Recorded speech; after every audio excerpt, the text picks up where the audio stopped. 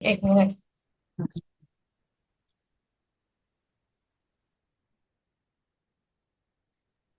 श्री और पाद रामाचार्य सनातन शब्द की व्याख्या इस प्रकार देते हैं, जिसका ना तो आदि है ना अंत है। जब हम सनातन धर्म की बात करते हैं तब हम इस व्याख्या को सत्य मानकर चलते हैं, जिसका ना तो आदि है ना अंत है। वह सांप्रदायिक नहीं होता, क्योंकि सांप्रदायिक तत्व का आदि व अंत होता है। सांप्रदायिक तत्व सीमित व प्रतिबंधित होता है।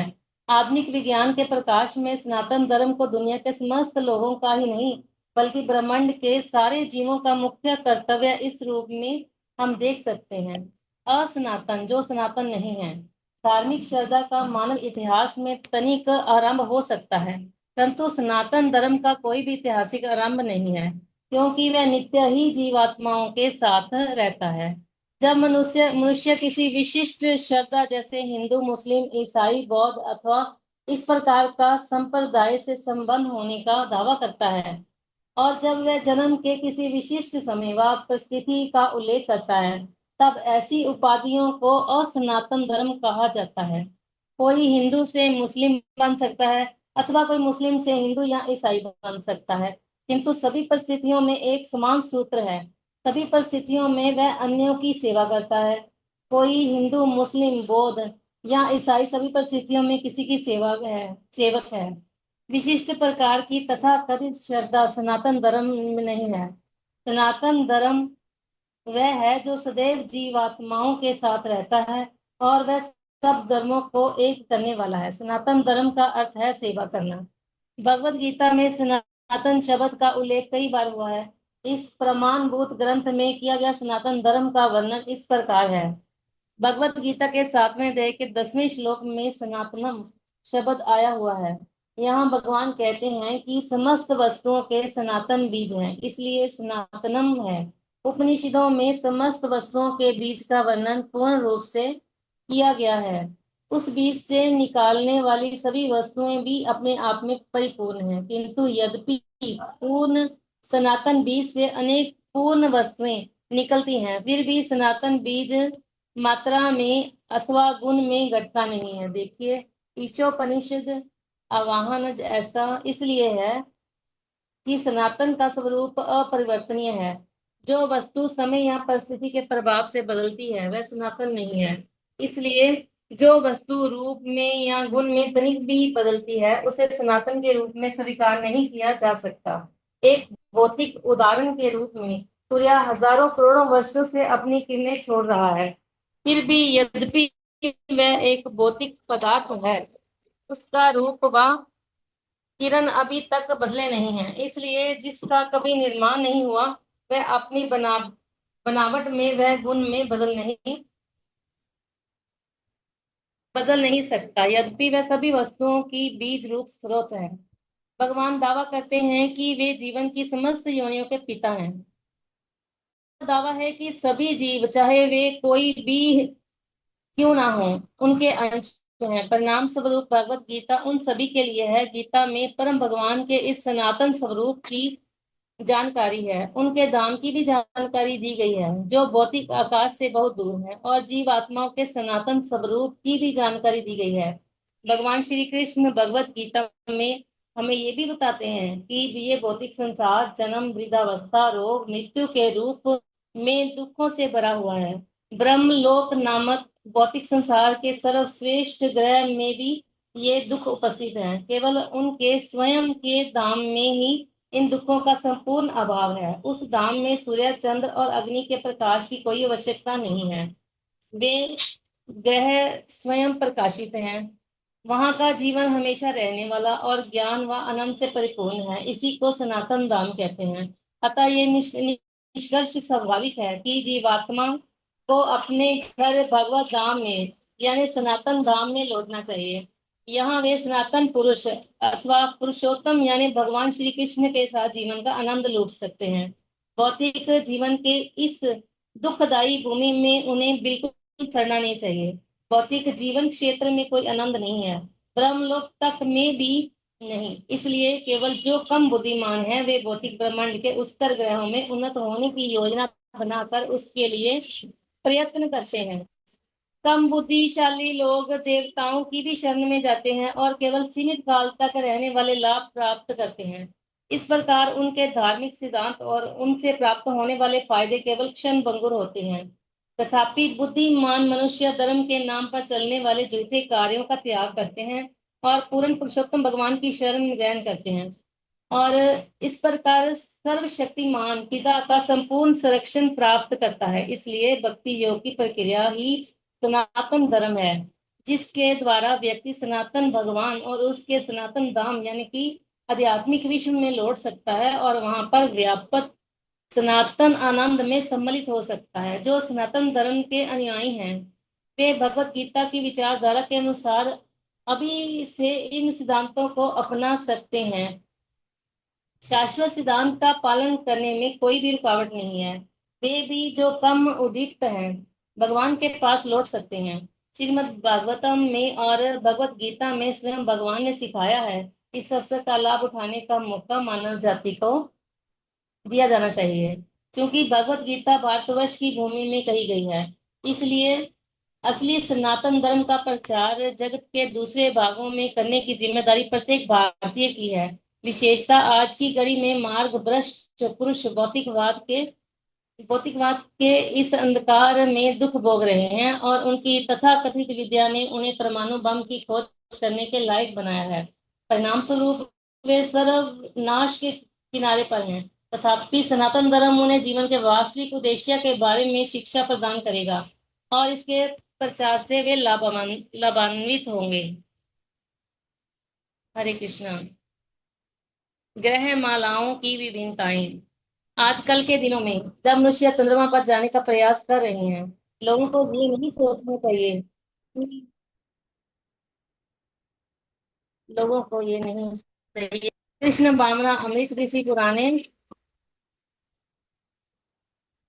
कृष्ण बामना अमृत किसी किसी पुराने रिवाज से संबंधित है। जब दुनिया चंद्रमा पर पहुंचने का प्रयत्न कर रही है, हम हरे कृष्ण का कीर्तन कर रहे हैं, परंतु लोगों को गलत समझकर ये मान लेना नहीं चाहिए कि हम आधुनिक वैज्ञानिक प्रगति में पिछड़े हुए हैं। हमने समस्त वैज्ञानिक प्रगति को पहले से ही पार कर लिया है। भगवत गीता में कहा गया है कि मनुष्य का उच्चतर ग्रहों में पहुंचने का प्रयास ये कोई हाल ही की बात नहीं है। समाचार पत्र के मुख्य पृष्ठ पर लिखा होता है, मनुष्य का चंद्रमा पर पहला कदम।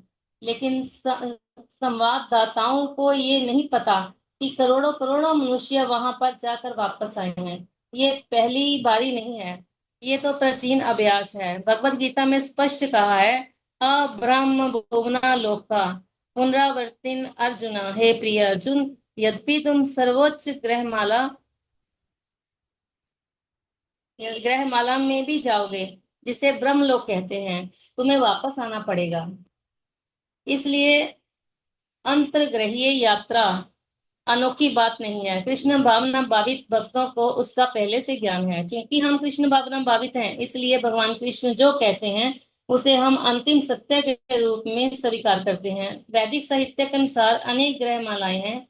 जिन ग्रह मालाओं में हम रहते हैं उसे भूलोक कहते हैं। इस ग्रह माला के ऊपर भूरलोक है, उसके ऊपर सवरलोक है। चंद्रमा स्वरलोक में है, स्वरलोक के ऊपर मेहरलोक है, उसके ऊपर जनलोक और उसके ऊपर सत्यालोक। उसी प्रकार निमंतर ग्रह मालाएं हैं। इस प्रकार इस विश्व के ग्रह मालाओं के 14 स्तर और सूर्य मुख्य ग्रह है। सूर्य का वर्णन ब्रह्म संहिता में निम्नलिखित शब्दों में किया गया है, यक्षुरेश सविता सकल ग्रहानाम। हिंदी से पढ़ लो माता। मैं आदि पुरुष भगवान गोविंद कृष्ण की आराधना करता हूँ, जिसकी आज्ञा से सूर्य में अपरिमित शक्ति और ताप है और वह अपनी कक्षा में घूमता है। सूर्य जो समस्त ग्रहमाला में प्रमुख है, परम भगवान का नेत्र है। वास्तव में सूर्य के बिना हम देख नहीं सकते। हम अपनी आंखों पर बहुत गर्व हो सकता है, लेकिन हम अपने घर के बाहर के पड़ोसी को भी नहीं देख नहीं सकते। लोग चुनौती देते हैं, क्या आप हमें भगवान दिखा सकते हैं? हरे कृष्णा, हरे कृष्ण, हरे कृष्ण, कृष्ण कृष्ण हरे हरे। देख सकते हैं। क्या आप अरे, हमें क्या आप लेकिन हमें वह बिगा देख क्या सकते सकते हैं। हैं? लेकिन वे देख ही क्या सकते हैं? उनकी आंखों का मूल्य ही क्या है? भगवान इतने सस्ते नहीं हैं। सूर्य प्रकाश के बिना हम कोई भी चीज देख नहीं सकते। तो भगवान के विषय में भूल ही जाओ। सूर्य प्रकाश के बिना हम अंधे हैं। गति के समय हम सब कुछ देख नहीं सकते, और इस रात्रि के समय हम सब कुछ देख नहीं सकते। इसलिए हम बिजली का उपयोग करते हैं, क्योंकि उस समय सूर्य उपस्थित नहीं होता। सृष्टि के कार में केवल एक ही सूर्य नहीं है, किंतु करोड़ों सूर्य हैं। ये भी ब्रह्म संहिता में कहा गया है। तेजस्य प्रभा प्रभवतो, पूर्ण पुरुषोत्तम भगवान श्री कृष्ण के शरीर के आध्यात्मिक तेज को ब्रह्म ज्योति कहते हैं। और उस ब्रह्म ज्योति में असंख्य ग्रह हैं। जिस तरह से सूर्य प्रकाश में अनगिनत ग्रह हैं, उसी तरह से कृष्ण के शरीर के चमकते हुए तेज में अनगिनत ग्रह है और ब्रह्मांड है। हमें अनेक ब्रह्मांडों का ज्ञान है। और प्रत्येक ब्रह्मांड में एक सूर्य है। इसी प्रकार करोड़ों करोड़ों ब्रह्मांड हैं।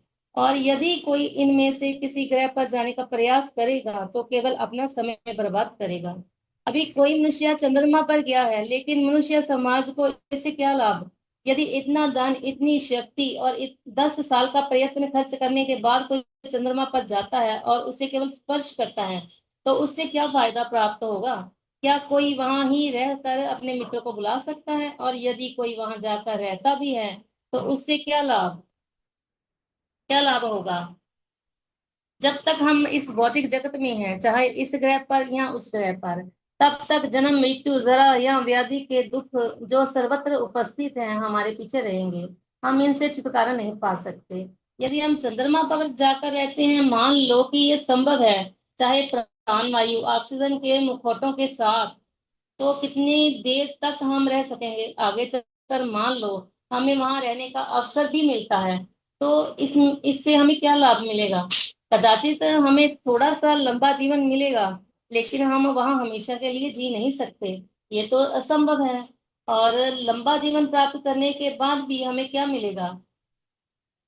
सर्वः किन जीवंती, क्या वृक्ष अनेकों वर्षों तक जीवित नहीं रहते? सैन फ्रांसिस्को के पास मैंने एक जंगल देखा है, जहां पर एक 7,000 वर्ष पुराना पेड़ है।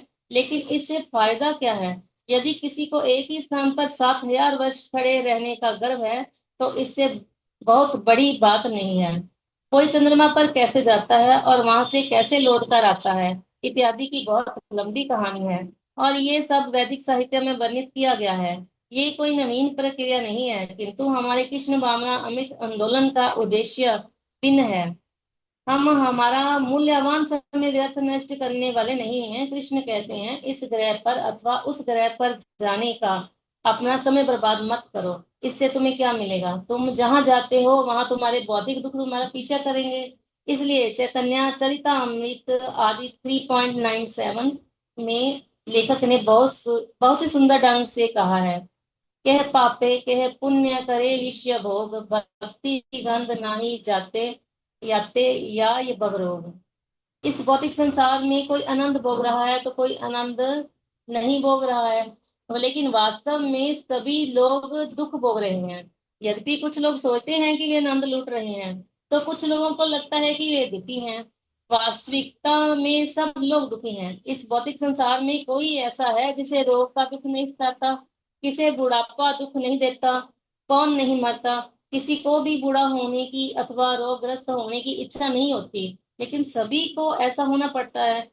तो आनंद कहाँ है? ये आनंद सब बकवास है, क्योंकि इस भौतिक संसार में कोई आनंद, सब बकवास है। क्योंकि इस भौतिक जगत में कोई आनंद नहीं है, ये केवल हमारी कल्पना है। किसी को ये सोचना नहीं चाहिए कि ये आनंद है और ये दुख है। वास्तविकता में सब दुख ही है। इसलिए चैतन्य चरितामृत में कहा गया है, आहार निद्रा भय और मैथुन के तत्व हमेशा रहेंगे, लेकिन वे भिन्न भिन्न कोटियों में रहेंगे। उदाहरणार्थ, अमेरिकन लोगों ने पूर्व जन्मों में किए गए पुण्य कर्मों के परिणाम स्वरूप अमेरिका में जन्म लिया है। भारत के लोग दरिद्र पीड़ित पीड़ित और दुख भोग रहे हैं, किंतु यद्यपि अमेरिकन लोग मजे में घी लगाई हुई रोटी खा रहे हैं और भारत के लोग सूखी रोटी खा रहे हैं, फिर भी दोनों खा रहे हैं। भारत के लोग गरीब हैं, इसका अर्थ ऐसा नहीं है कि सारी जनता अन्न के अभाव में मर रही है। शारीरिक आवश्यकताओं के चार तत्व आहार, निद्रा, व्यय और मैथुन किसी भी परिस्थिति में पूर्ण किए जा सकते हैं, फिर चाहे कोई पापमय परिस्थिति में जन्मा हो या पुण्यमय परिस्थिति में जन्मा हो। तथापि समस्या ये है कि जन्म, मृत्यु, जरा और व्याधि, इन चार तत्वों से मुक्त कैसे हुआ जाए। यही वास्तविक समस्या है। ये नहीं है कि हम क्या खाएंगे। पशु और पक्षियों के लिए ऐसी कोई समस्या नहीं है। प्रातः काल होते ही तुरंत चहचहाते हैं, चू चू चू चू। वे जानते हैं कि उन्हें उनका खाद्य मिलेगा। भूखा कोई नहीं मर सक रहा है, और अति जनसंख्या नाम की भी कोई चीज नहीं है, क्योंकि भगवान की वहां से सभी को भोजन मिलता है।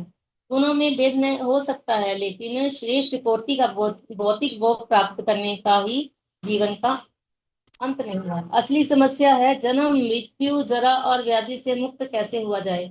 इसका समाधान ब्रह्मांड के अंदर केवल घूमते रहकर समय बर्बाद करने से होने वाला नहीं है। यदि कोई श्रेष्ठ ग्रह पर भी जाता है, फिर भी इस समस्या का समाधान नहीं हो सकता, क्योंकि मृत्यु सर्वत्र उपस्थित है। वैदिक जानकारी के अनुसार चंद्रमा पर जीवन की आयु 10,000 वर्ष है, और वहां का एक दिन यहाँ का 6 महीनों के बराबर है। इस प्रकार 10,180 वर्ष चंद्रमा पर जीवन की अवधि है। तथापि पृथ्वी वासियों के लिए चंद्रमा पर जाना और वहां बहुत लंबे समय तक रह पाना असंभव है। नहीं तो संपूर्ण वैदिक साहित्य मिथ्या साबित हो जाएगा। हम वहां जाने का प्रयत्न कर सकते हैं, लेकिन वहां पर रहना संभव नहीं है। वेदों में ये ज्ञान दिया गया है, इसलिए हम इस ग्रह पर या उस ग्रह पर जाने के लिए उत्सुक हैं। यहाँ कृष्ण कहते हैं, कृष्ण भगवत गीता 9.25 में कहते हैं, यान्ति देवव्रता, जो देवताओं का पूजन करते हैं वे देवताओं के भी जन्म लेते हैं। जो पितरों का पूजन करते हैं वे पितरों के पास जाते हैं। जो भूत प्रेतों की उपासना करते हैं वे उन्हीं के बीच में जन्म लेते हैं।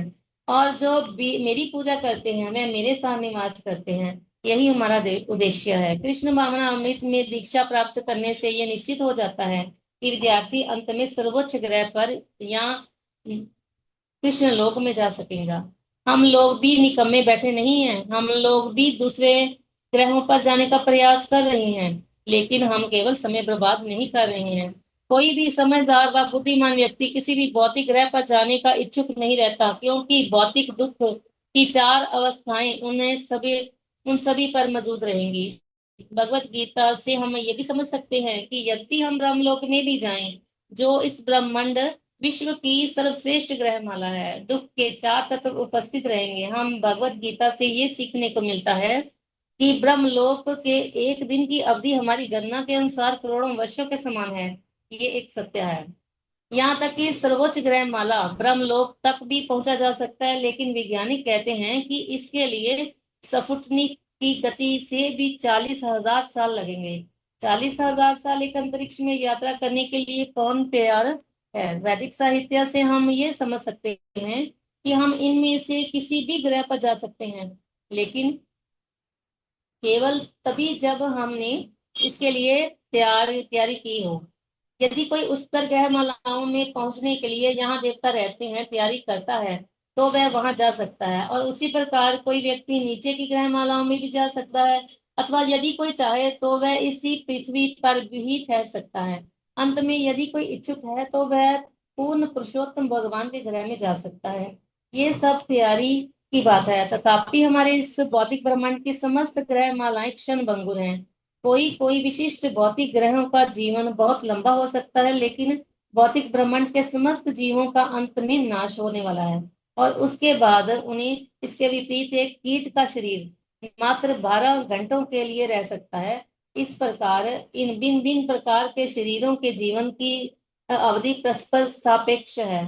तथापि यदि कोई वैकुंठ लोक नाम ग्रह में प्रवेश करता है, जो आध्यात्मिक ग्रह है, तो उसे शाश्वत जीवन, संपूर्ण आनंद और ज्ञान मिलता है।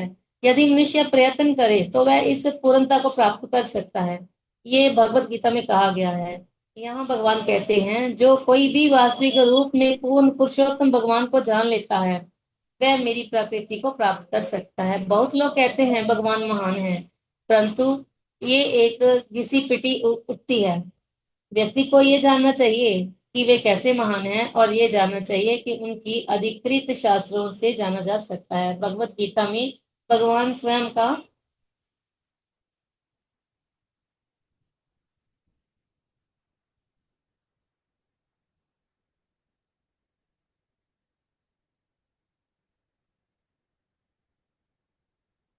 जब मैं मनुष्य रूप में अवतरित होता हूँ तो मूर्ख मेरा उपहास करते हैं।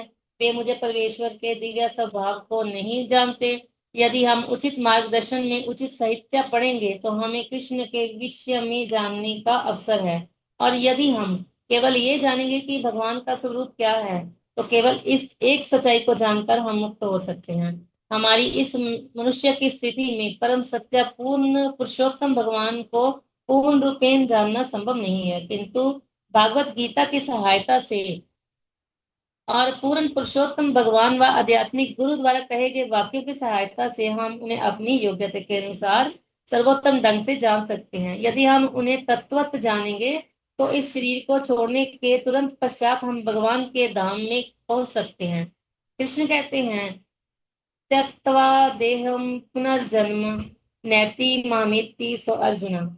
इस शरीर को त्यागने के बाद जो ज्ञान में होता है, वह पुनः इस भौतिक संसार में नहीं आता, क्योंकि वह आध्यात्मिक संसार में प्रवेश करता है और मेरे पास आता है। हमारे कृष्ण भावना अमृत हमारे अमृत आंदोलन का उद्देश्य इस प्रगतिशील वैज्ञानिक विचार का आम जनता में प्रचार करना है। और इसकी विधि बहुत सरल है। केवल भगवान के पवित्र नामों का कीर्तन करके हरे कृष्ण कृष्ण कृष्ण हरे हरे, हरे राम राम राम हरे हरे, व्यक्ति हृदय से गंदगी को साफ करता है और ये समझदारी प्राप्त करता है कि वह परम भगवान का अंश है और उनकी सेवा करना उसका कर्तव्य है। ये प्रक्रिया बहुत ही आराम आनंददायक है। हम हरे कृष्णा मंत्र का कीर्तन करते हैं, हम ताल से नृत्य करते हैं, और हम सुंदर प्रसाद ग्रहण करते हैं, और जीवन का आनंद उठाते समय हम आगामी जीवन में भगवान के धाम में प्रवेश करने की तैयारी कर रहे हैं। यदि कोई गढ़ी हुई बात नहीं है, ये कोई गढ़ी हुई बात नहीं है, ये सब सत्य है। यद्यपि संसारिक मनुष्य को ये गढ़ी हुई बात लग सकती है, जो भागवत साक्षात्कार के विषय में गंभीर है, उसके लिए भगवान अंदर से प्रकट होते हैं। प्रामाणिक आत्मा की सहायता भगवान और आध्यात्मिक गुरु दोनों करते हैं। आध्यात्मिक गुरु उन्हीं भगवान की बाहरी अभिव्यक्ति हैं जो परमात्मा के रूप में सभी के हृदय में विराजमान है। जो पूर्ण पुरुषोत्तम भगवान को समझने के लिए बहुत गंभीर हैं, उसे तुरंत एक प्रामाणिक आध्यात्मिक गुरु के पास भेजकर परमात्मा की उसकी सहायता करते हैं। इस प्रकार आध्यात्मिक उम्मीदवार को अंदर व बाहर से सहायता मिलती है। भागवत पुराण के अनुसार परम सत्य को 3 स्तरों में पहचाना जाता है। पहले तो निर्विशेष ब्रह्म अर्थात अथवा निर्विशेष परम सत्य होता है। फिर होता है परमात्मा अथवा ब्रह्म का स्थान विशिष्ट पहलू। अणु के अंदर जो न्यूट्रॉन होता है, उसे परमात्मा का आविष्कार समझा जा सकता है, क्योंकि परमात्मा भी अणु में प्रवेश करते हैं। ये ब्रह्म संहिता में वर्णन किया गया है। परंतु अंत में परम दिव्य व्यक्ति को सबसे अधिक आकर्षक व्यक्ति कृष्ण के रूप में पहचाना जाता है, जिनमें ऐश्वर्य बल यश सुंदरता ज्ञान व वैराग्य की संपूर्ण व अचिंत्य शक्तियां हैं। इन 6 शक्तियों को श्री राम व श्री कृष्ण द्वारा पूर्ण रूपेण प्रदर्शित किया जाता है। जब वे मनुष्य के सामने प्रकट होते हैं, मनुष्य को केवल एक हिस्सा अनन्य भगत प्रकट शास्त्रों के अधिकार के आधार पर कृष्ण को पहचान सकते हैं, लेकिन दूसरे लोग भौतिक शक्ति के प्रभाव से भ्रमित रहते हैं। इसलिए परम सत्य एक परम व्यक्ति हैं, जिनकी बराबरी का अथवा जिनकी प्रतिद्वंदी कोई नहीं है। निर्विशेष ब्रह्म की किरणें उनके दिव्य शरीर की किरणें हैं, जिस प्रकार सूर्य की किरणें सूर्य से निकलती हैं। विष्णु पुराण के अनुसार भौतिक शक्ति को अविद्या या अज्ञान कहा जाता है, और वह इंद्र तृप्ति के सकाम कर्मों में प्रदर्शित होती है। किंतु यद्यपि जीवात्मा के पास मोहित होने की और इंद्रिय तृप्ति के लिए भौतिक शक्ति के चंगुल में फंसने की प्रवृत्ति है, फिर भी वह प्रति पदार्थ में शक्ति यानी आध्यात्मिक शक्ति से संबंधित है। इस दृष्टि से जीवात्मा एक सकारात्मक शक्ति है और जड़ पदार्थ नकारात्मक शक्ति है। जब तक जड़ पदार्थ वरिष्ठ आध्यात्मिक या प्रति पदार्थ में शक्ति के संपर्क में नहीं आता, तब तक वह विकसित नहीं होता। और ये प्रति पदार्थ में शक्ति आध्यात्मिक पूर्ण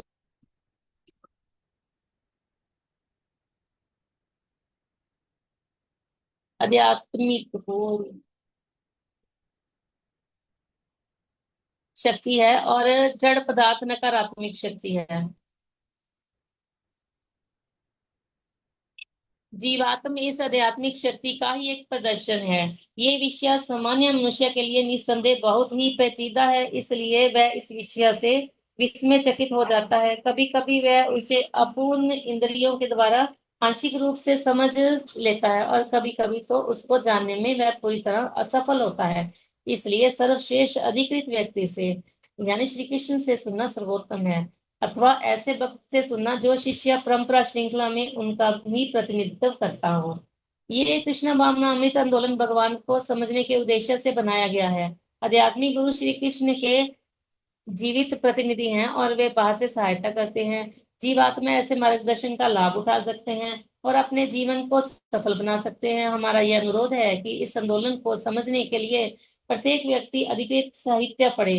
हमने भगवत गीता यथारूप, भगवान चैतन्य महाप्रभु का शिक्षामृत, श्रीमद् भागवतम, कृष्ण पूर्ण पुरुषोत्तम भगवान और भक्ति रसा अमृत सिंधु ये ग्रंथ प्रकाशित किए हैं। प्रत्येक महीने हम अनेक भाषाओं में हमारी बुक टू गॉड हेड पत्रिका भी प्रकाशित करते हैं। मानव जाति को जन्म और मृत्यु के चक्कर में अवतीर्ण होने के खतरे से बचाना ये हमारा कर्तव्य है। प्रत्येक व्यक्ति को कृष्ण के पास जाने का प्रयत्न करना चाहिए। हमारी बुक टू गॉड हेड पत्रिका में हमने बियॉन्ड द यूनिवर्स, ब्रह्मांड से परे नाम का एक लेख प्रकाशित किया है। यह लेख भगवत गीता में बताए गए ज्ञान के अनुसार इस ब्रह्मांड से परे एक स्थान का वर्णन करता है। भगवत गीता ये एक लोकप्रिय ग्रंथ है और अमेरिका में उसकी अनेक आवृत्तियां हैं। भगवान भारत में भी कई आवृत्तियां हैं। तथापि दुर्भाग्य से अनेक दुर्जन लोग पश्चिमी में भगवत गीता सिखाने के लिए जा आते हैं।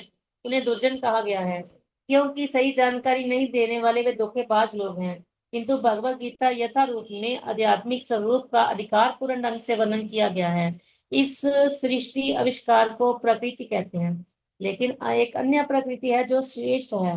सृष्टि आविष्कार ये निमंत्रण प्रकृति है, लेकिन इस निमंत्रण प्रकृति के परे जो प्रकट और अप्रकट होती है एक दूसरी प्रकृति है जिसे सनातन या शाश्वत कहते हैं। ये समझना बहुत सरल है कि यहाँ पर प्रकट होने वाली प्रत्येक चीज क्षण भंगुर है। एकदम स्पष्ट उदाहरण है कि हमारा शरीर, यदि कोई व्यक्ति 30 वर्ष का है तो इसका अर्थ ये हुआ कि 30 साल पहले उसका शरीर प्रकट नहीं था और अन्य 50 वर्षों के बाद उसका शरीर फिर से अप्रकट हो जाएगा।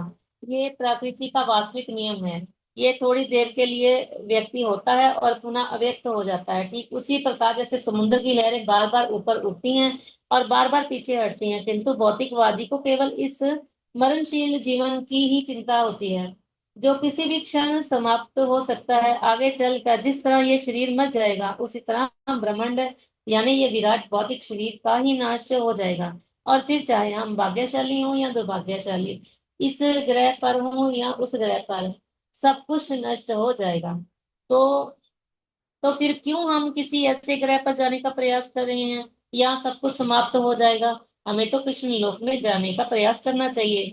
ये आध्यात्मिक विज्ञान है, हमें इसे समझने का प्रयास करना चाहिए और स्वयं समझने के बाद हमें इस संदेश को इस संदेश का प्रचार पूरे संसार में भी करना चाहिए। सभी लोग अंधकार में हैं, यद्यपि लोगों को ज्ञान नहीं है, फिर भी उन्हें बहुत गर्व है। लेकिन इस वर्ष तक प्रयास करने के बाद चंद्रमा पर जाना और वहां से एक पत्थर लेकर वापस आना, ये कोई ज्ञान की प्रगति नहीं है। अंतरराष्ट्रीय यात्रियों को बहुत गर्व होता है। देखो इसे हमने उसे स्पर्श कर लिया, लेकिन उन्हें उनसे क्या फायदा हुआ? यदि हम वहां पर रह भी सकते हैं तो भी वह लंबे काल तक नहीं होता। अंत में सब कुछ विध्वस्त हो जाएगा। किसी ऐसे ग्रह को ढूंढने का प्रयास करो यहाँ से हमें कभी लौटकर ना आना पड़े, यहाँ शाश्वत जीवन हो और जहाँ हम श्री कृष्ण के साथ नृत्य कर सके। यही कृष्ण भावना का अर्थ है। इस आंदोलन का गंभीरता से स्वीकार करो, क्योंकि कृष्ण भावना हमें कृष्ण तक पहुंचाने का, उसके साथ शाश्वत रूप से नृत्य करने का अवसर देती है। वैदिक साहित्य से हमें पता चलता है कि ये भौतिक जगत भगवान की संपूर्ण सृष्टि का केवल एक चौथाई हिस्सा है। भगवान की सृष्टि का तीन चौथाई हिस्सा आध्यात्मिक जगत है। ये ज्ञान हमें भगवत गीता से मिलता है। कृष्ण कहते हैं ये भौतिक जगत पूर्ण का मात्र एक अंश है। यदि हम जितनी दूर देख सकते हैं उतनी दूर तक देखेंगे, आकाश की सीमा तक, तो हमारी दृष्टि केवल एक ब्रह्मांड तक ही सीमित रहेगी और भौतिक जगत में असंख्य ब्रह्मांड गुच्छे की तरह जमा किए हुए हैं। लेकिन इस अनंत ब्रह्मांडों के गुच्छों के परे आध्यात्मिक आकाश है, जिसका भी उल्लेख भगवत गीता में है। यहाँ भगवान कहते हैं कि भौतिक शब्द ये सूचित करता है कि जिसका कोई अंत नहीं है और वह आदि नहीं है। इसलिए वैदिक धर्म को शाश्वत कहा गया है, क्योंकि वह कब शुरू हुआ इसकी खोज कोई नहीं कर सकता। ईसाई धर्म का 2000 सालों का इतिहास है और मुस्लिम धर्म का भी इतिहास है, लेकिन यदि किसी को वैदिक धर्म की शुरुआत का पता लगाना है तो उसका ऐतिहासिक आरंभ प्राप्त नहीं होगा। इसलिए उसे शाश्वत धर्म कहते हैं। ये यथार्थ रूप से ये कह सकते हैं कि भगवान ने इस भौतिक जगत का निर्माण किया है, और ये बात सूचित करती है कि भगवान सृष्टि के पहले भी विद्यमान विद्यमान विद्यमान थे। ये वाक्य निर्माण किया सूचित करता है कि सृष्टि आविष्कार के निर्माण के पहले भगवान का अस्तित्व था। इसलिए भगवान सृष्टि के अधीन नहीं है। यदि भगवान सृष्टि के अधीन होते तो उन्हें सृष्टि कैसे की होती? उस परिस्थिति में वे इस भौतिक सृष्टि के ही एक वस्तु बने होते। लेकिन भगवान सृष्टि के अधीन नहीं है, वे तो सृष्टि करता है, इसलिए शाश्वत है। एक दिव्य आकाश, यहाँ असंख्य आध्यात्मिक ग्रह हैं और असंख्य आध्यात्मिक जीवात्माएं हैं, किंतु जो उस आध्यात्मिक जगत में जीने के लिए लायक नहीं है उन्हें इस भौतिक जगत में भेज दिया जाता है। हमने स्वेच्छा पूर्वक इस भौतिक शरीर का को स्वीकार किया है, लेकिन वास्तविकता में हम आत्मा हैं जिन्हें इसका स्वीकार नहीं करना चाहिए था। कैसे और कब हमने इसका स्वीकार किया, इसका पता नहीं लगाया जा सकता। बद्धजीव ने भौतिक शरीर का स्वीकार इतिहास में पहली बार कब किया, इसकी खोज कोई भी नहीं कर सकता। सजीवों के 84 लाख प्रकार के रूप होते हैं। 9 लाख योनियां जब जब में निवास करती हैं। 20 लाख योनियां पौधों और वनस्पतियों की होती हैं। दुर्भाग्य से ये वैदिक ज्ञान किसी भी विश्वविद्यालय में नहीं सिखाया जाता, लेकिन ये वास्तविकताएं हैं। वनस्पतियों को व मानव शास्त्र वेताओं को वैदिक निष्कर्ष में संशोधन करने दो, अर्थात विद्या विद्यार्जन की संस्थाओं में डार्विन के द्वारा सिखाया गया आंगिर पदार्थ का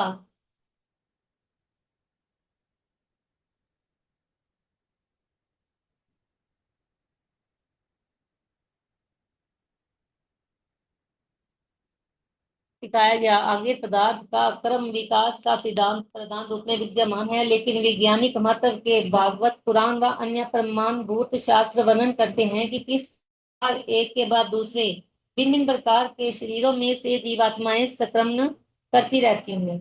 ये कोई नवीनतम कल्पना नहीं है, लेकिन शिक्षा देने वाले केवल डार्विन के सिद्धांत पर ही जोर दे रहे हैं। यद्यपि वैदिक साहित्य में भौतिक जगत के जीवन की स्थितियों के बारे में अपरिमित जानकारी है। इस भौतिक जगत के अनेक ब्रह्मांडों के सभी जीवात्माओं के हम केवल एक छोटे से अंश हैं जो इस भौतिक जगत में और भौतिक शरीर में हैं।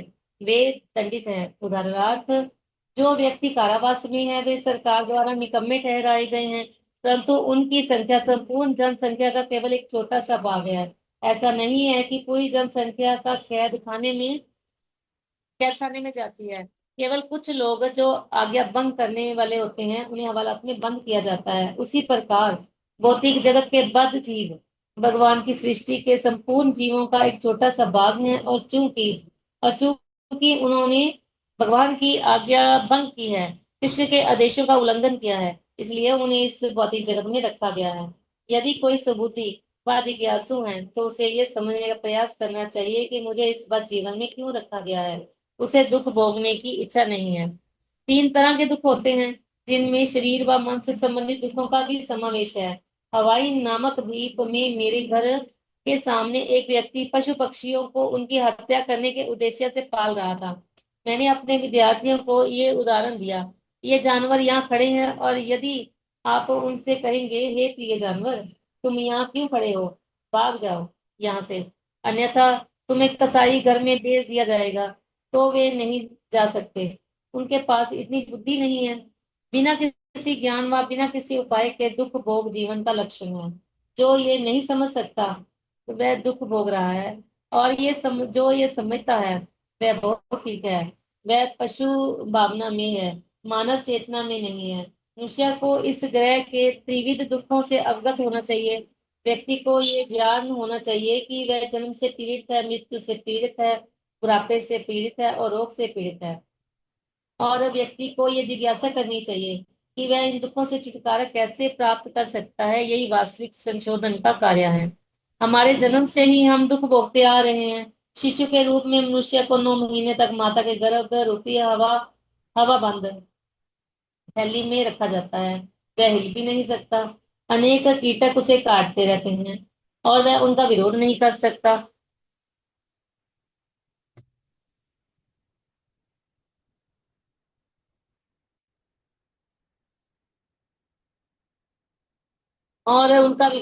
सकता। बच्चे के बाहर आने के बाद भी दुख जारी रहता है। माता निश्चित रूप से बहुत देखभाल करती है, लेकिन फिर भी बच्चा रोता है क्योंकि वह दुख में होता है। उसे कीड़े काटते हैं और उसके उदर में पीड़ा भी होती है। बच्चा रोता रहता है और माता ये नहीं जानती कि उसे शांत कैसे किया जाए। उसके कष्ट माता के गर्भ में आरंभ होते हैं और फिर जन्म के बाद जैसे वह बढ़ता है, ज्यादा दुख होता है। वह विद्यालय में नहीं जाना चाहता, लेकिन उसे जबरदस्ती से जाना पड़ता है। वह पढ़ाई नहीं करना चाहता, लेकिन शिक्षक उसे गृह पाठ देते हैं। यदि हम अपने जीवन का विश्लेषण करें तो हमें ये पता चलेगा कि वह दुखों से भरा हुआ है। तो फिर हम यहाँ क्यों आ रहे हैं? बद्धजीव के पास अधिक तीव्र बुद्धि नहीं होती। हमें ये जिज्ञासा करनी चाहिए कि मैं क्यों दुख भोग रहा हूँ।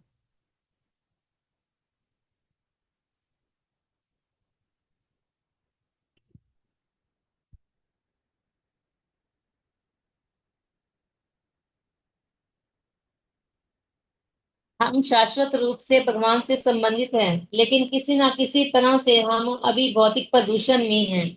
इसलिए हमें उस प्रक्रिया का स्वीकार करना चाहिए जिसके द्वारा हम पुनः आध्यात्मिक जगत में जा सकेंगे। उस संबंध स्थापित करने की प्रक्रिया को योग कहते हैं। योग शब्द का वास्तविक अनुवाद है जोड़ना, अर्थात जुड़ा हुआ। वर्तमान क्षण में हम भगवान के रहित हैं, परंतु जब हम अपने आप को जुड़े हुए बनाएंगे, तब हमारा मनुष्य जीवन परिपूर्ण होगा। हमारे जीवन काल में हमें पूर्णता के उस बिंदु तक पहुंचने का अभ्यास करना होगा। और मृत्यु के समय जब हम इस भौतिक देह का त्याग करेंगे, तब वह पूर्णता पहुंच चुकी होनी चाहिए। मृत्यु के समय व्यक्ति को तैयार होना चाहिए।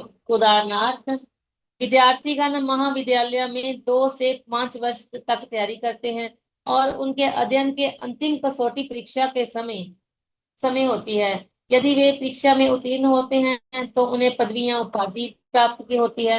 इसी प्रकार जीवन के विषय में यदि हम मृत्यु के समय होने वाली परीक्षा के लिए तैयारी करेंगे और उसमें उत्तीर्ण होंगे, तो हम आध्यात्मिक आध्यात्मिक जगत में चले जाएंगे।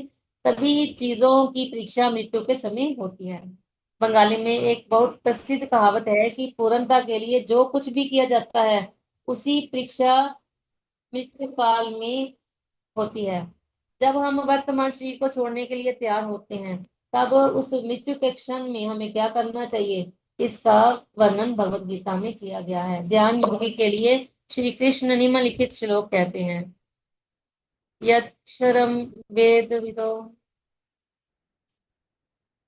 जो लोग वेदों के विद्वान हैं, जो ओंकार का उच्चारण करते हैं, जो वैरागी जीवन वाले महान ऋषि हैं, वे ब्रह्म में प्रवेश करते हैं। ऐसी पूर्णता की इच्छा करके व्यक्ति ब्रह्मचर्य का पालन करता है।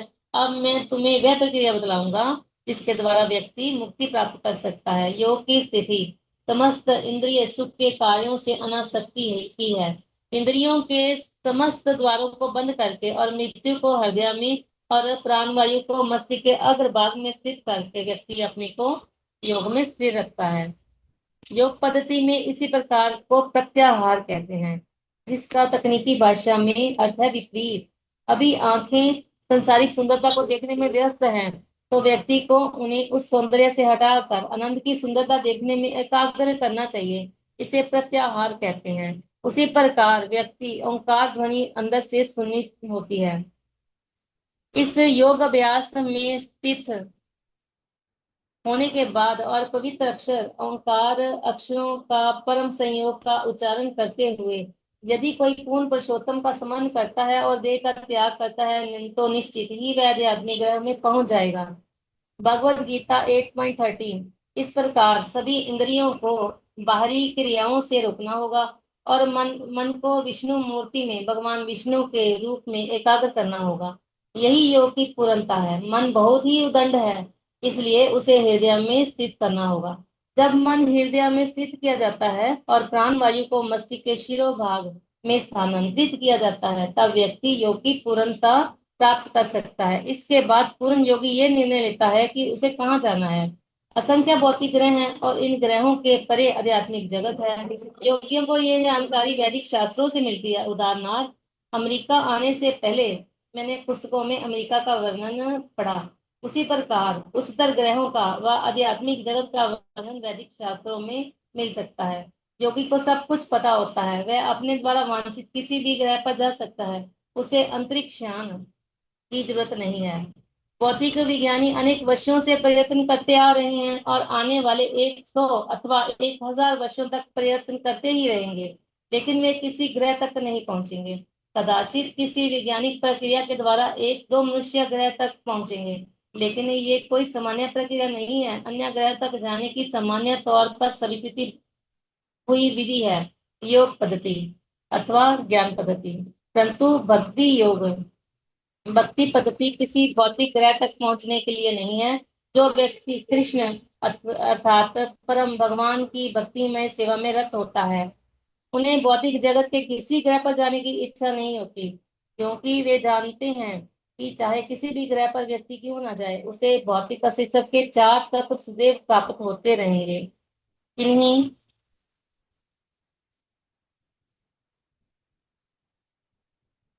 किन्हीं ग्रहों पर जीवन की अवधि इस पृथ्वी की तुलना में बहुत लंबी होती है, लेकिन वहां भी मृत्यु है। तथापि जो कृष्ण भावना भावित हैं, वे जन्म मृत्यु जरा और व्याधि के इस भौतिक जीवन को पार करते हैं। आध्यात्मिक जीवन का अर्थ है इस व्याकुलता व क्लेश से छुटकारा प्राप्त करना। इसलिए जो लोग बुद्धिमान हैं, वे इस भौतिक जगत की किसी भी ग्रह पर उन्नत होने के प्रयास नहीं करते। मनुष्य चंद्रमा पर जाने का प्रयास बना रहे हैं, और यद्यपि उस ग्रह में प्रवेश पाना बहुत कठिन है, फिर भी यदि हम वहां प्रवेश प्राप्त कर सके तो हमारे जीवन की अवधि बढ़ जाएगी। अर्थात ये इस शरीर के जीवन को लागू नहीं है। यदि हम इस शरीर से चंद्रमा पर जाएंगे तो तत्काल मृत्यु निश्चित है। जब कोई किसी ग्रह माला में प्रवेश करता है, तब उसे पास उस ग्रह के अनुरूप शरीर होना चाहिए।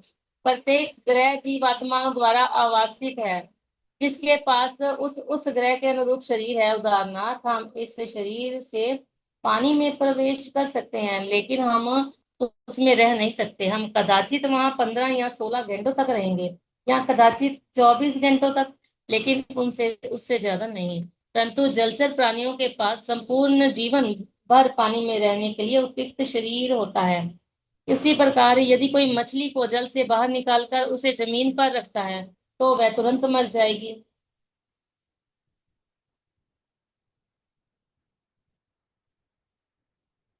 हरे कृष्ण।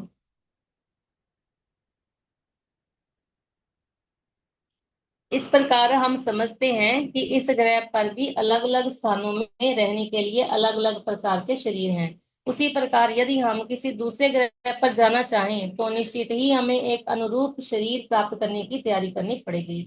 यदि कोई इस योग प्रक्रिया का पालन करके अपने को चंद्रमा पर स्थानांतरित करता है, तो उसे बहुत ही लंबा उसे बहुत ही लंबा जीवन मिलता है। उत्तर ग्रहों में एक दिन 12 घंटे हमारे 6 महीने के बराबर होता है, और इस गणना के अनुसार वहां के वासी 10,000 वर्ष तक जीते हैं। ये वैदिक साहित्य का वर्णन है, तो निश्चित ही व्यक्ति को बहुत लंबा जीवन काल मिल सकता है।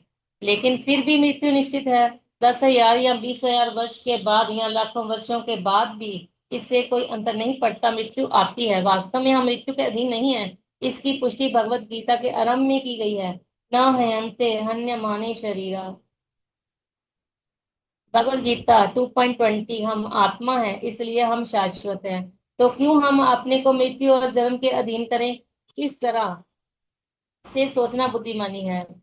जो कृष्ण भावना भावित होते हैं वे बहुत बुद्धिमान होते हैं, क्योंकि उन्हें किसी ऐसे ग्रह पर जाने में रुचि नहीं होती। यहाँ लंबे जीवन काल के बावजूद मृत्यु भी है, उन्हें तो भगवान जैसा शरीर प्राप्त करने में रुचि होती है। ईश्वर परमम परमः कृष्ण सच्चिदानंद विग्रह है। ब्रह्म संहिता 5.1। सत का अर्थ है शाश्वत, चित का अर्थ है ज्ञान से पूर्ण, और आनंद का अर्थ है परम सुख से पूर्ण। जैसे हमारी पुस्तक रसराज श्री कृष्ण में लिखा है कि यदि हम अपने को आध्यात्मिक जगत में कृष्ण के ग्रह में अथवा अन्य किसी आध्यात्मिक ग्रह में स्थानांतरित करेंगे, तो हमें भगवान जैसा शरीर मिलेगा। सच्चित आनंद शाश्वत ज्ञान पूर्ण व आनंद पूर्ण। इस प्रकार जो भौतिक जगत के बेहतरीन ग्रहों पर स्वयं को ले जाना चाहते हैं, उनकी अपेक्षा जो कृष्ण भावना भावित बनने का प्रयास करते हैं, उनके जीवन का लक्ष्य भिन्न होता है। भगवान कृष्ण कहते हैं, मुद- मुदनया या धायात्म प्राणमास्थितो योग धारणा। स्वयं को आध्यात्मिक जगत में ले जाना ही योग की पूर्णता है। आत्मा शरीर के भीतर एक सूक्ष्म कण है, हम उसे देख नहीं सकते। आत्मा को मस्तक के सर्वोच्च भाग तक ले जाने के लिए योग पद्धति का आचरण किया जाता है। जब तक व्यक्ति जीवित है तब तक यह अभ्यास चलता रहता है, और उसकी पूर्णता तब होती है जब व्यक्ति अपने को मस्तिष्क के अग्रभाग में रखकर वहां से फूटकर बाहर निकलता है। इसके बाद वह अपने को किसी भी मन चाहे उत्तर ग्रह में ले जा सकता है। ये योगी की के लिए पूर्णता है। यदि योगी को चंद्रमा देखने की जिज्ञासा है तो वह कह सकता है, अरे देखूं चंद्रमा कैसा है, फिर मैं अपने को ऊंचे ग्रह में ले जाऊंगा। जैसे यात्री यूरोप,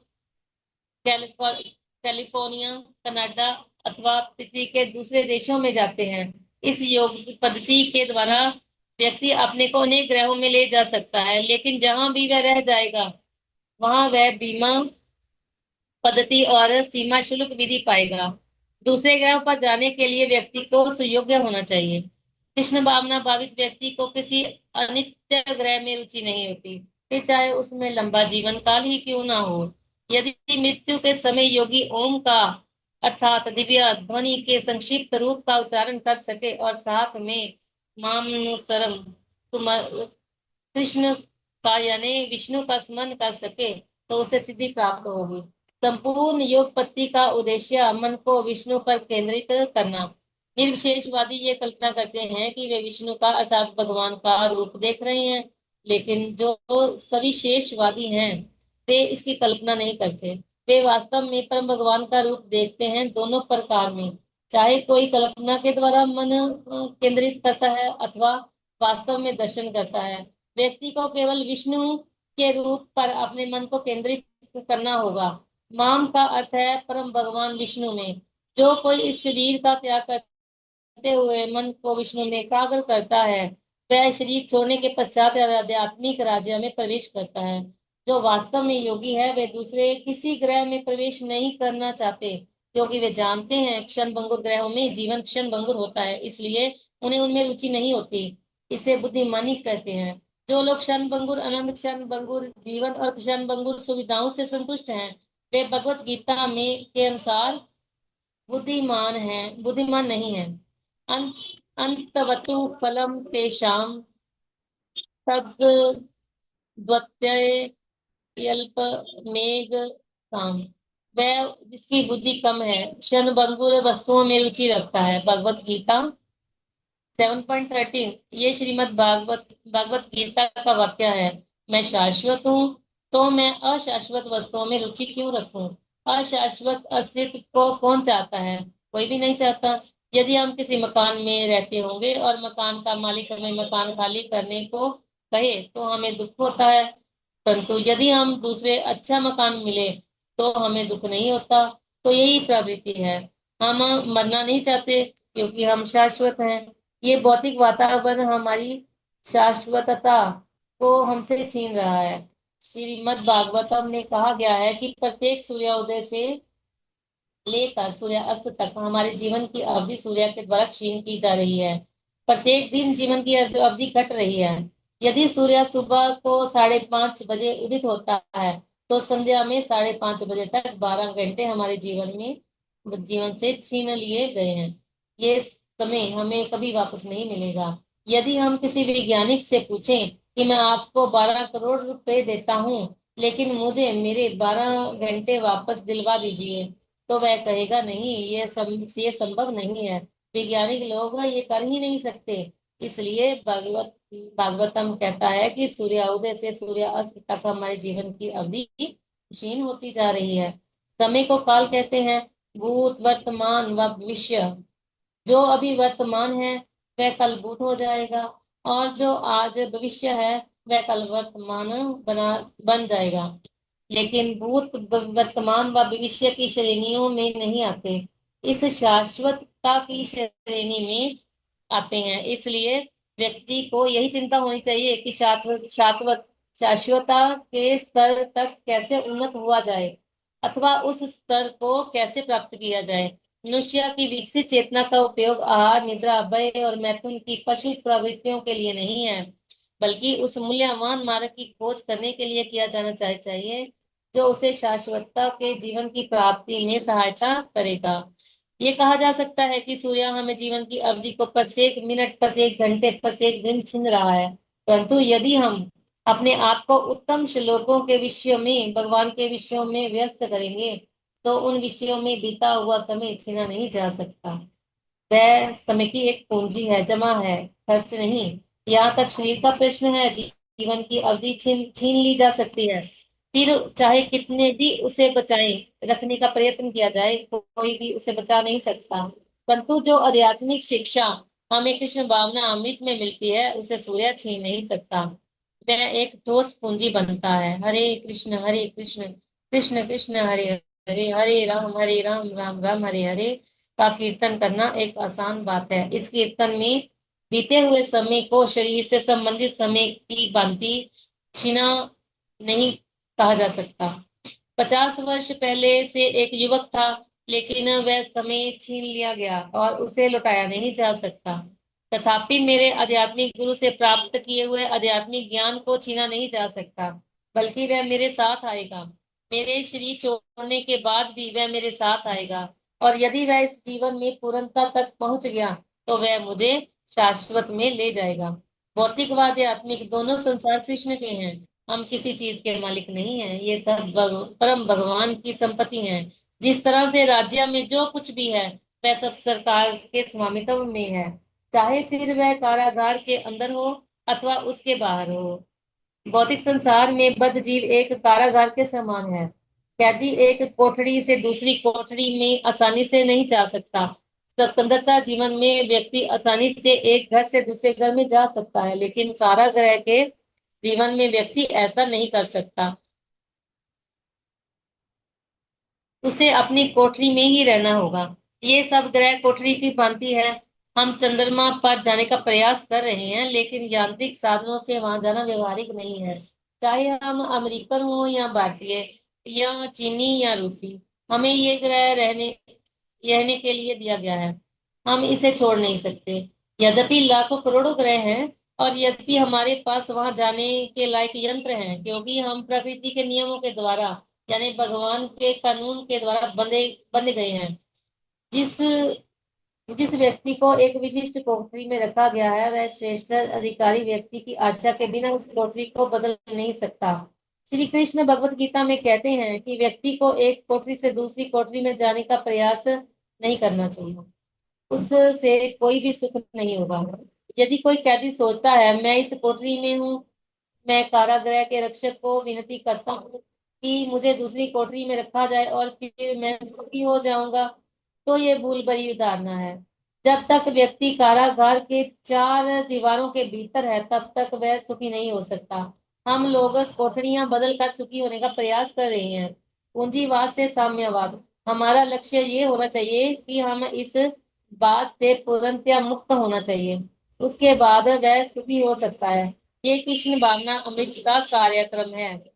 हम परम श्रेष्ठ व्यक्ति से परामर्श ले सकते हैं। ये कहते हैं, हे प्रिय अर्जुन, तुम सर्वश्रेष्ठ ग्रहमाला तक भी उन्नत हो सकते हो, जैसे ब्रह्मलोक कहते हैं। और वह अवांछनीय भी है क्योंकि वहां का जीवन बहुत लंबा है। वहां के आधे घंटे की भी हम गणना नहीं कर सकते।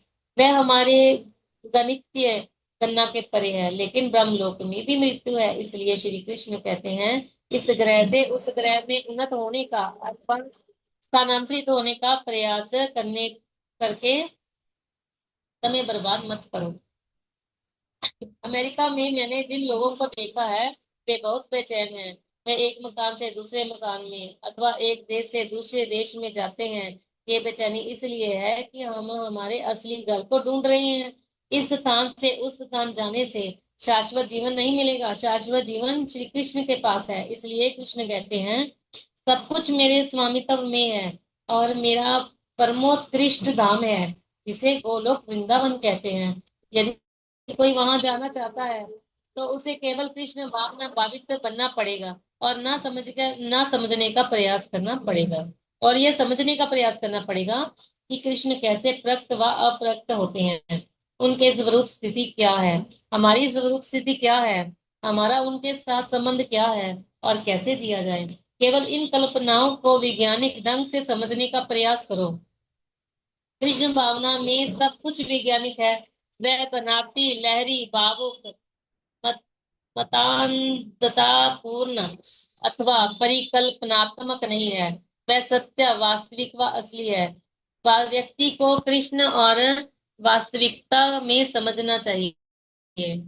हमें इच्छा से या अनिच्छा से इस शरीर को छोड़ देना है। वह दिन आएगा जब हमें प्रकृति के नियमों के सामने झुकना पड़ेगा और इस शरीर को छोड़ देना पड़ेगा। राष्ट्रपति कने कैनेडी को भी प्रकृति के नियमों के सामने हार माननी पड़ी और अपने शरीर को बदलकर दूसरे शरीर स्वीकारना पड़ा। वे ये नहीं कर सकते, अरे मैं राष्ट्रपति हूँ, मैं श्रीमान कैनेडी हूँ, मैं ऐसा नहीं करूंगा। उन्हें शरीर छोड़ना ही पड़ेगा। प्रकृति ऐसा ही काम करती है। प्रकृति कैसे काम करती है ये समझना हमारी विकसित मानव चेतना का उद्देश्य है। मानव के अलावा कुत्ते, बिल्लियां, कृमि, वृक्ष, पक्षी, पशु और अन्य सभी योनियों में चेतना है, लेकिन उस चेतना में रहने के लिए हम नहीं हैं। श्रीमद् भागवतम में कहा गया है कि अनेक अनेक जन्मों के बाद हमें ये मनुष्य शरीर मिला है। अभी हमें इसका दुरुपयोग नहीं करना चाहिए। कृपया इस मनुष्य जीवन का उपयोग कृष्ण भावना के विकास करने के लिए कीजिए और सुखी बनिए। हरे कृष्ण कृष्ण। कृष्ण हरे हरे, हरे राम राम राम हरे हरे, हरे कृष्ण कृष्ण कृष्ण हरे हरे, हरे राम राम राम हरे हरे, हरे कृष्ण